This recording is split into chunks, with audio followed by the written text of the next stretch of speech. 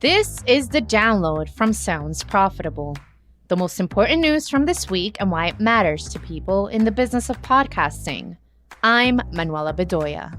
And I'm Shreya Sharma. The download is brought to you by Magellan AI. Track the trends in spend, ad load, podcasts on YouTube, and more with Magellan AI's advertising benchmark report for Q1. Available now.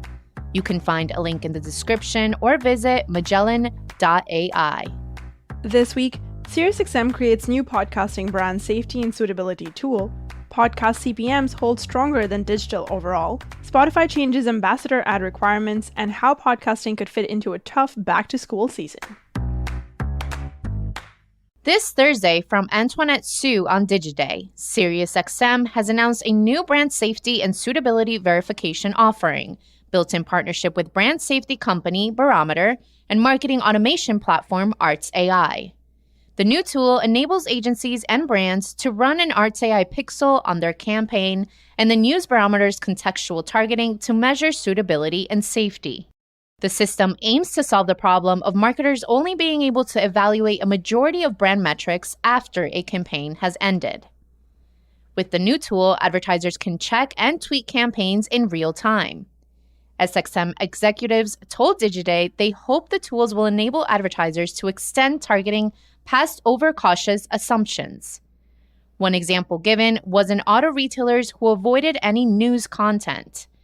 Barometer was able to flag a podcast that covered Formula One racing news as a good fit for the retailer that otherwise would have been automatically excluded from consideration. A quote from podcast ad agency Oxford Road CEO Dan Granger, quote, "This priority is critical for brands to access the long tail of podcasts with greater confidence and have more tools to avoid misaligning their company values with the content they sponsor. This is a big win for the advertising community." End quote. From Carlene Lukovitz last Thursday, new ad roll data collected from 2,000 online businesses in North America shows digital advertising CPMs, that's cost per 1,000 impressions, have dropped 49% year over year. Online conversions are up 13% year over year as of Q2. AdRoll found companies relating to career, entertainment, and hobbies had the biggest gains this quarter, while automotive and real estate lost the most ground. The study's conclusion is that consumers are increasingly willing to spend on products or services that enrich their daily lives, but are more hesitant to purchase big-ticket items. Meanwhile, podcasting's numbers have fared better. According to Advertisecast's monthly report based on the 2,900 podcasts in their network, the average CPM of a 60-second podcast ad in August was $22.14. This is a 5% year-over-year decrease from last August, but only 6 pennies less than last month. The lowest CPM recorded by Advertisecast's tracker since its launch in January of 2020 was $21.06 in September of 2020.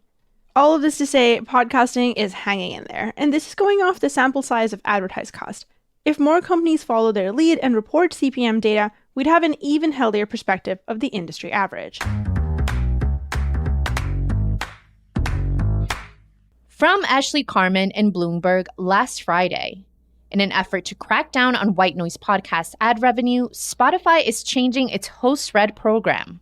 Ambassador Ads, a program that allows podcasters of a certain size to get paid to run host-read promo spots on their shows for Spotify, used to be accessible to podcasters who had 100 unique Spotify listeners in the past 60 days. As of October 1st, the threshold will be up to 1,000 unique listeners. While intending to cut off ad revenue from podcasts largely consisting of white noise generations and sound effect loops, it also cuts off smaller traditional podcasts. It is becoming a trend in the industry that, despite part of podcasting's appeal being its ability to generate content that can target niche audiences, smaller creators are continually walled off from easily accessing paid host-read ad deals that would benefit from exposure to small, tight-knit audiences. A new survey from Deloitte interviewed over 1,000 parents of children aged from kindergarten to 12th grade. 51% of parents are spending less because they have less money, while 75% of those who are spending more say they're spending more because prices are higher. More than half of parents surveyed said their children could talk them into splurging on clothing, accessories, or tech items. So with that in mind, we'd like to mention Nielsen's recent Podcasting Today report, which found co-listening is on the rise, especially with parents and their kids.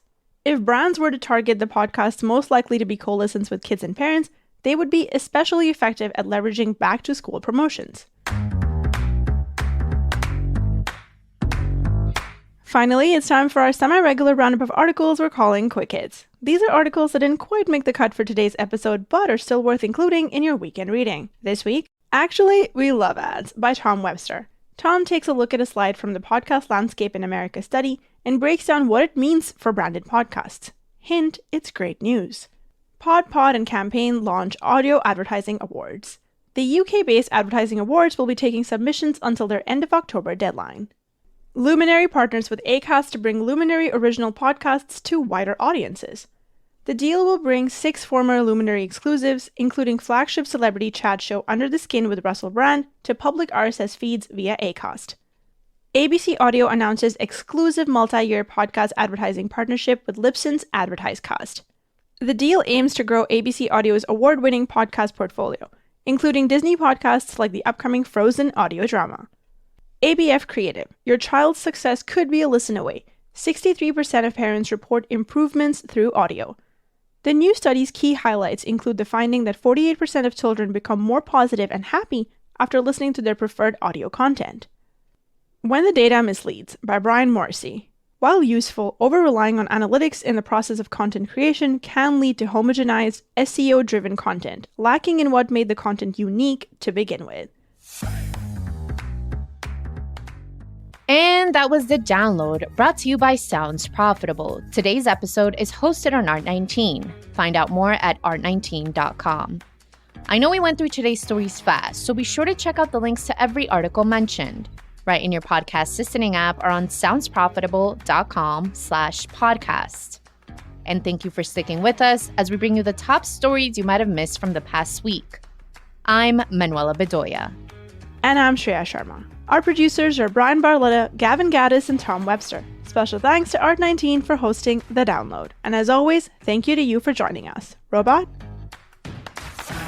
Download complete.